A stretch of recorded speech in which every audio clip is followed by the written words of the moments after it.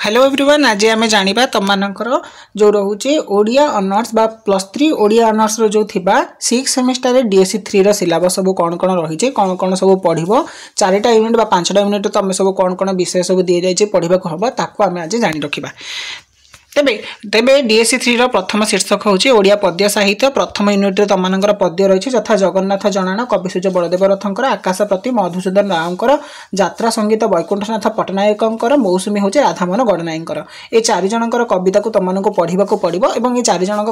कवितांक भितरु तम निहाती भाव रे जे कोनसे दुईटर प्रश्न आसीबो। द्वितीय यूनिट रे तमनकर अछि क्षुद्र गल्प रे तमरो चारि जनकर मध्य लेखकंकर गल्प पढ़िबो जेमिति कि डिम्बुरी फूल अखिर मोहल पट्टनायकंकर पढ़िबो सेमिति भंगा खेलना किशोरी चरण दासंकर मध्य गल्प पढ़िबो अंधरातिर सूर्य महापात्र नीलमणि साहींकर मध्य गल्प पढ़िबो बासीमड़ा सुरेंद्र महांतींकर मध्य गल्प पढ़िबो अर्थात ये चारोटी गल्परु तमे जे कोनसे दुईटी गल्प पई प्रिपेयर हेले तमे से दुईटी गल्परु प्रश्न आसीबो एवं तुमको गोटे करिवार पड़िबो। तेबे तृतीय यूनिट तमनकर अछि प्रबंध और समालोचना जोटरे कि तमर रहउचंती महाश्रोत विश्वनाथ करंकर प्रबंध चित्रग्रीवर उचित अभिमान गोलक बिहारी धळंकर प्रबंध तीनोटी समालोचना बाउरीबंधु करंकर मध्य जो तीनोटी समालोचना अछि तमनको पढ़िबा को पड़िबो। चतुर्थ यूनिट रे तमनकर होची गोटे उपन्यास जोटा होची माटीर मनीष कालिंदी चरण पाणिग्राहींकर लेखा। तेबे पिला माने तमे डीएससी 3 बा 6 सेमेस्टर बा षष्ठ पर्याय जो परीक्षा दब डीएससी 3 रे एई सब विभाग गुडी को बा एई सिलेबस गुडी को तमनको पढ़िबा को पड़िबो आ एई विषय गुडी को तमने पढ़ी निजे प्रस्तुत हेले से अनुसार तम माने